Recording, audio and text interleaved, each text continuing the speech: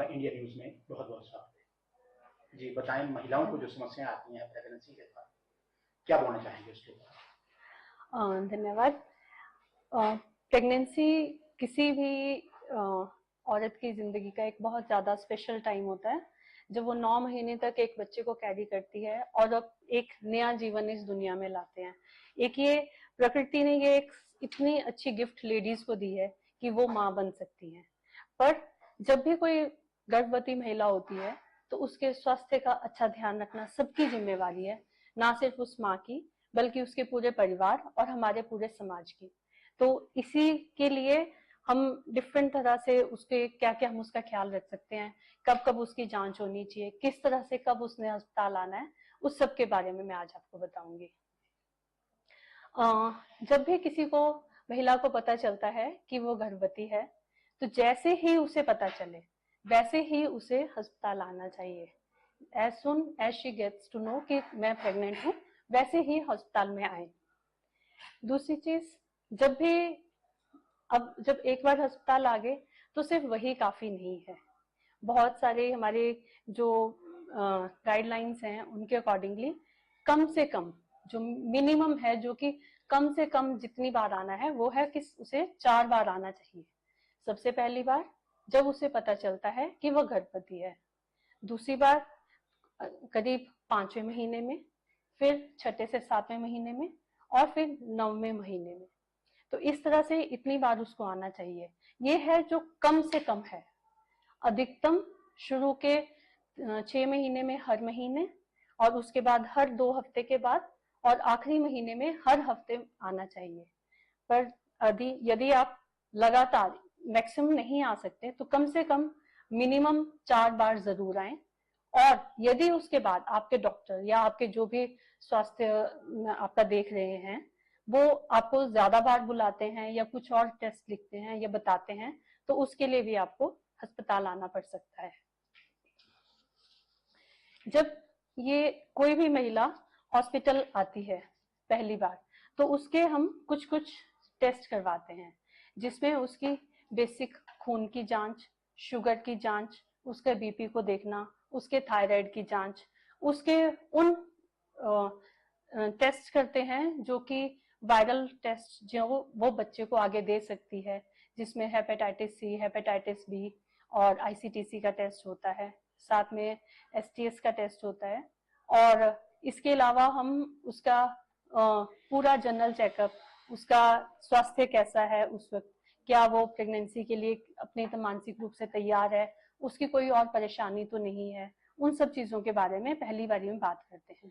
साथ ही उसे टेटनस का टीका दिया जाता है और शुरू के 3 हफ्ते में फॉलिक एसिड की गोली स्टार्ट की जाती है। फिर जब वो दूसरी बार अस्पताल आती है तो उसका चौथे 5वें महीने में एक अल्ट्रासाउंड करवाया जाता है, जिसमें हम देखते हैं कि जो बच्चा पैदा हो रहा है उसमें कोई जन्मजात नुक्स तो नहीं आ रहा, कोई उसकी ग्रोथ ठीक हो रही है, कोई और उसको कुछ और हमें एक्स्ट्रा करने की जरूरत तो नहीं है। यदि कोई भी इस तरह का नुक्स आता है या कुछ होता है तो हम और अधिक टेस्ट और बाकी सब चीजें उसको बताते हैं।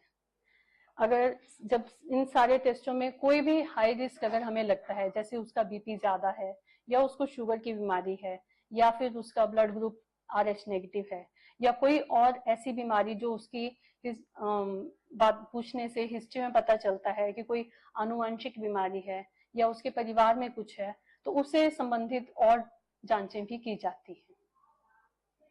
फिर उसे हम जब एक बार देख लेते हैं तो अगले सभी जितनी भी बार वो आती है उसका खून और बीपी और शुगर की जांच और साथ में उसके पेशाब की जांच वो की जाती है और बच्चे की ग्रोथ को मॉनिटर किया जाता है।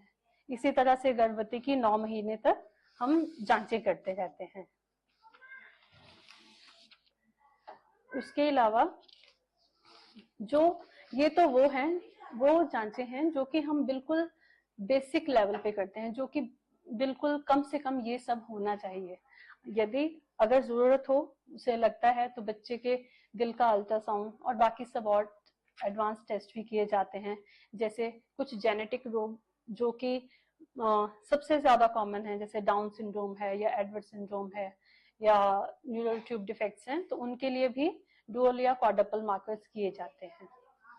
अब जो टेस्ट पहले सभी बहुत ही बड़े बड़े शहरों में होते थे, वो अब सभी छोटी छोटी जगहों पे भी अवेलेबल हैं, और इस करके सभी को उनका फायदा हो सकता है। अब हम ये तो उसके स्वास्थ्य संबंधित बात है, जो उसने अस्पताल कब कब आना है और क्या क्या टेस्ट करवाने हैं, उस बारे में बात होगी।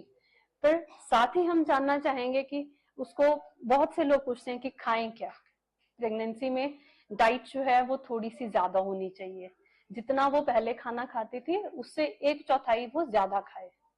और क्योंकि उसकी प्रेगनेंसी में कैलोरीज सिर्फ माँ ही नहीं बढ़ी हो रही, माँ के साथ साथ बच्चा भी पेट में पल रहा है, उसको अधिक कैलोरीज की जरूरत होती है। तो शुरू के 3 महीने में यदि वो बहुत ज्यादा नहीं खा पाती है, उसे ज्यादा उल्टियां हैं, पर उसके बाद उसका तीसरे चौथे महीने से भोजन जो है वो थोड़ा ज्यादा होना चाहिए, और एक संतुलित आहार ले। जो एक संतुलित आहार है उसमें है कि वो सारे फ्रूट्स खाए, सब्जियां खाए, ढेर सारा पानी पिए। यदि कोई नॉन वेज खाते हैं, ऐसा नॉन वेजिटेरियन फूड खा सकते हैं, तो अंडा और कुछ जो भी मांस या मछली वो खा सकते हैं। उसके अलावा जो नहीं खाते वो पनीर लें या टोफू लें, और अपने खाने में नट्स, बादाम या भुने चने, इस तरह का कुछ ना कुछ खाएं जो हाई प्रोटीन डाइट जिससे उनको मिले। पर जो भी खाना खाएं वो बहुत ज्यादा तला भुना ना हो, बहुत ही ज्यादा मिर्च मसाले वाला ना हो, वैसा हो जिसको खा के उन्हें अच्छा महसूस हो, भारी ना लगे। और यदि हो सके तो जो घर का बना खाना होता है वो सबसे ज्यादा स्वास्थ्यवर्धक होता है, साथ में ही ताजा खाना खाएं। और जो हम कुछ चीजें जो उनको प्रेगनेंसी में करनी चाहिए, एक हेल्दी आहार, बैलेंस्ड डाइट जिसके बारे में उन्हें बता दिया गया है। उसके अलावा अपने शरीर की साफ सफाई का भी अत्यधिक ध्यान रखना चाहिए। रोज नहाएं, क्योंकि ये काफी गर्म एरिया है, इसमें और पसीने से या उसकी बीमारियां बढ़ सकती हैं, फंगल इन्फेक्शंस। तो रोज नहाएं, दांतों को 2 बार ब्रश करें, ताजा खाना खाएं, आयोडीन युक्त नमक का यूज करें, दिन में कम से कम 2 घंटे और रात में 8 घंटे आराम करें। उसके अलावा लगातार जब जब आपका जिस तरह से बताया है कि इतने हॉस्पिटल विजिट्स होने चाहिए, उतनी बार आपने अपने डॉक्टर से मिलना है, तो उतनी बार मिलें। जो जो आपको डॉक्टरी सलाह दी जाती है उसका पालन करें, जब जब बुलाएं तब तब डॉक्टर के पास जरूर जाएं, क्योंकि सभी मिलके प्रयास करेंगे तभी एक अच्छी सुरक्षित प्रसव होगा और स्वास्थ्यवर्धक संतान होगी, जो स्वस्थ बेबी हो। और अपनी दवाइयां खाएं, रेगुलर एक्सरसाइज करें। धन्यवाद।